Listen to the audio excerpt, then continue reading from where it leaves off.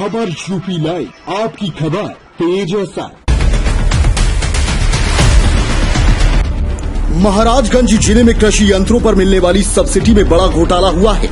कृषि विभाग से जुड़े अधिकारियों और कर्मचारियों ने लगभग 19 फर्मों का फर्जी बिल वाउचर लगा के गलत तरीके से लगभग 1.5 करोड़ के करीब भुगतान करा लिया है। मतलब कि सरकार जो योजना किसानों के लिए बनाई गई थी, उसको सरकार के नुमाइंदे धरातल पर आने से पहले ही डकार गए। जब घोटाले की जांच शुरू हुई है तो लगभग 19 फर्मों पर लगा बिल वाउचर फर्जी पाया गया है। इन बिल वाउचरों पर छपे जीएसटी नंबर गलत हैं। सरकार के राजस्व को चप्पत लगाने में अधिकारी तनिक भी कोर कसर नहीं छोड़े हैं। करीब 2 वर्ष पहले खेत की सिंचाई के लिए दिनेश कुमार नाम के किसान ने पंपिंग सेट लिया था। उसकी सब्सिडी के लिए कृषि विभाग के चक्कर काटते रहे, लेकिन घूस न देने के कारण किसान को कृषि यंत्रों पर मिलने वाली सब्सिडी नहीं दी गई। कृषि विभाग में शिकायत की और जांच शुरू हुआ तो यूपी एग्रीकल्चर पोर्टल पर तमाम फर्जी बिल वाउचरों पर फर्जी भुगतान पाया गया। एक बिल पर 2 तरह की सब्सिडी दी गई है। बिल पर छपे जीएसटी नंबर भी फर्जी पाए गए हैं। कृषि उप निदेशक कार्यालय के अधिकारी और कर्मचारी किसानों को मिलने वाली सब्सिडी का पंदरबांट करते रहे हैं।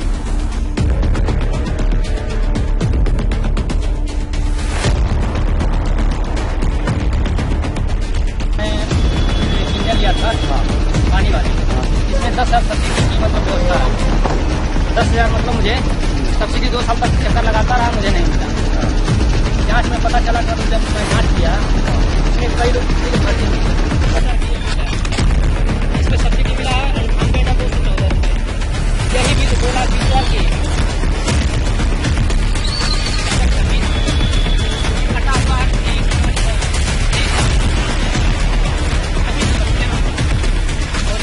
सर, मैं 2 साल पहले इंजन लिया था, उसकी सब्सिडी के लिए अप्लाई किया था।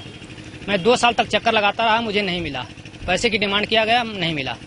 उसके बाद मैंने जब जांच कराया, मतलब यूपी एग्रीकल्चर पोर्टल पे, तो बहुत सारे बिल फर्जी मिले हैं, जिसमें एक ही बिल 2,20,000 की बिल है। 2 तरह की सब्सिडी गई है। फर्जी जीएसटी बिल लगाया गया है, जिसका मतलब सबूत है हमारे पास। आप पोर्टल पे खुद जाँच कर सकते हैं। ये टोटल फर्जी बिल है और इस पर सब्सिडी करके बंदरबांट किया गया है। किसके द्वारा बंदरबांट किया गया? ये कृषि अधिकारी के द्वारा किया गया है। इस पे रिपोर्ट लगती है, कृषि अधिकारी पास करते हैं, उसके बाद सब्सिडी जाती है। कृषि अधिकारी या कृषि उप निदेशक? उप कृषि निदेशक।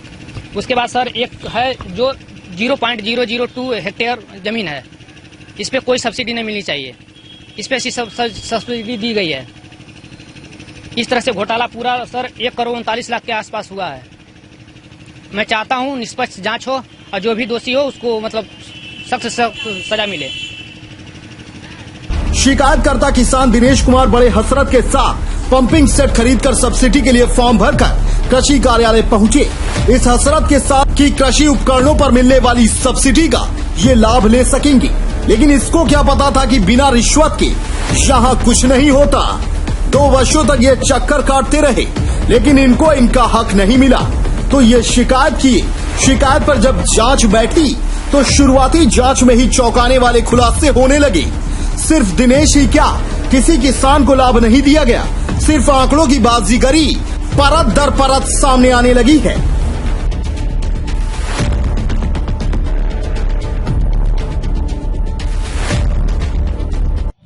हाँ, कहाँ किसान के लिए खाद बीया तो हम लोग सब जो है कि दुकान से प्राइवेट खरीद कर डालते हैं। सरकार से कोई लाभ नहीं मिलता है, कभी न मिला है न मिलेगा। हमको लगता है कोई पूछता ही नहीं है कि खाद बीया सब्सिडी वाला चाहिए कि नहीं चाहिए। कोई आज तक नहीं पूछा हम लोगों से।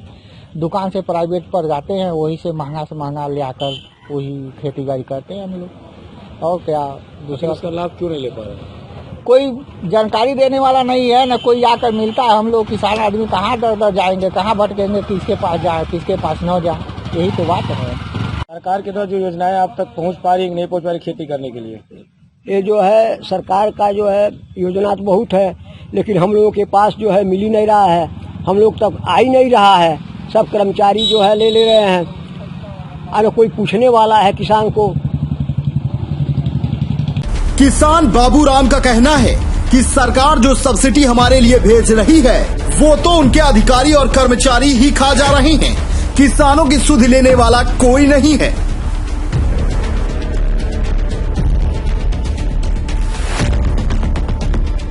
मैं देता हूँ। मंत्री जी, एक मामला महाराजगंज प्रकाश में आया है, कृषि जो उपकरण यंत्र है उसकी सब्सिडी में फर्जी बिल वाउचर लगाया गया है, उस पर क्या कार्रवाई करेंगे? वो सबका वेरिफिकेशन होगा और वेरिफिकेशन में जो सत्य पाए जाएंगे वही होगा।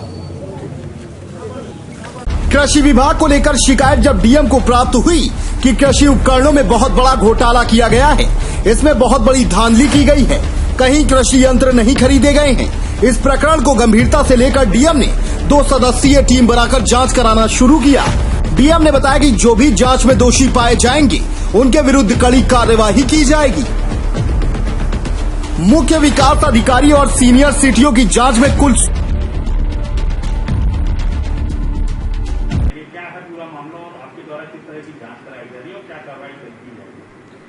कृषि विभाग को लेकर एक शिकायत आई थी कि कृषि उपकरणों की खरीद में बहुत घोटाला किया गया है और इसमें बहुत बड़ी धांधली की गई है।